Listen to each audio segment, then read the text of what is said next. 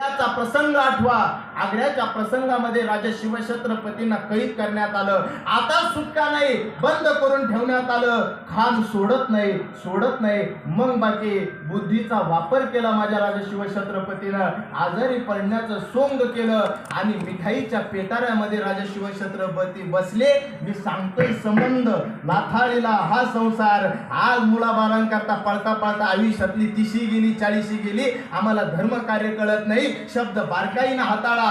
आयुष्यामध्ये मुलाबाळांचं पत्नीचं घराचं प्रेम भेटतं, त्यात आनंद आहे, पण तो चंद्रासारखी शीतलता देणार आहे. काय तो चंद्रासारखी शीतलता देणार आहे. आदरणीय अर्जुन मामा, जे आपण धर्मावर प्रेम करतो ते प्रेम सूर्यासारखं तेज देणार आहे. काय सूर्याचंही तेज आनंदच देतं आणि चंद्राचंही प्रेम तेज हे आनंदच देतं. बदल फक्त एवढाचे, चंद्राची शीतलता मिळते पण अंधकाराचाही स्वीकार करावा लागतो. आणि जर धर्मावर प्रेम केलं तर सूर्यासारखं तेजही मिळतं आणि पहाटही निर्माण होते. प्रेम धर्मावरती करावं.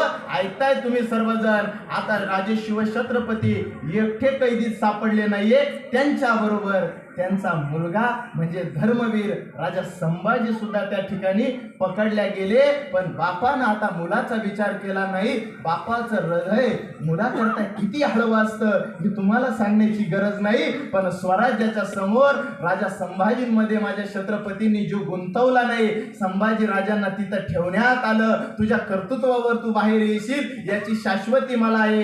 बापानं लेकराला डोळे भरून बघितलं. ऐकताय तुम्ही सर्वजण. त्या जिजामातीची अवस्था काय असेल. ज्या जिजामातेनं या स्वराज्याला सुपुत्र निर्माण करून दिला, समर्पित केला, त्या जिजामातीची अवस्था काय असेल. राजवैभवामध्ये ती जिजामाता सगळ्या देवांना तिनं पाण्यात ठेवलंय आणि आपल्या त्या देवांच्या समोर हात जोडून ती विनंती करते, माझ्या शिवबाला देवा परत पाठव. ती खान मंडळी सगळी अतिशय क्रूर आहे. माझ्या शिवबाला काही होऊ देऊ नको. त्या गडातल्या गडात माझी जिजामाता फिरते.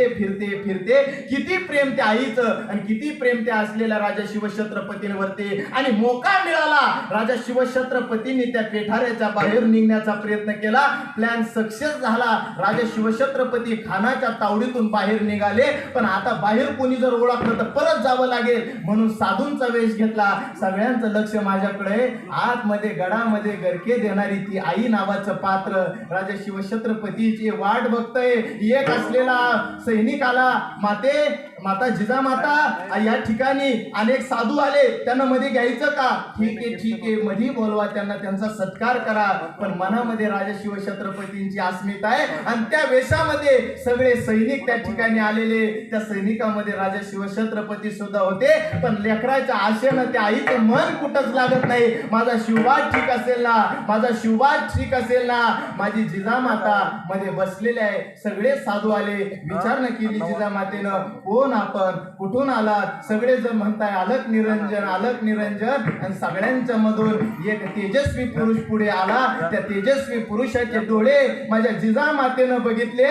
जवळ आली, डोक्यावरनं हात फिरवला आणि माझं लेकरू माझ्यापर्यंत आलं. कल्पना झाली त्या आईला आणि ती आई आता बाकी त्या लेकरावरती प्रेम करू लागली. किती प्रेम करते आई लेकरावरती. ममता के मंदिर है तू सबसे प्यारी मोर, भगवान नजर आता है जब देखे तारी सूरत, जब दुनिया में आए तेरा ही आंचल पाए, जन्मों का दीवारों पर हम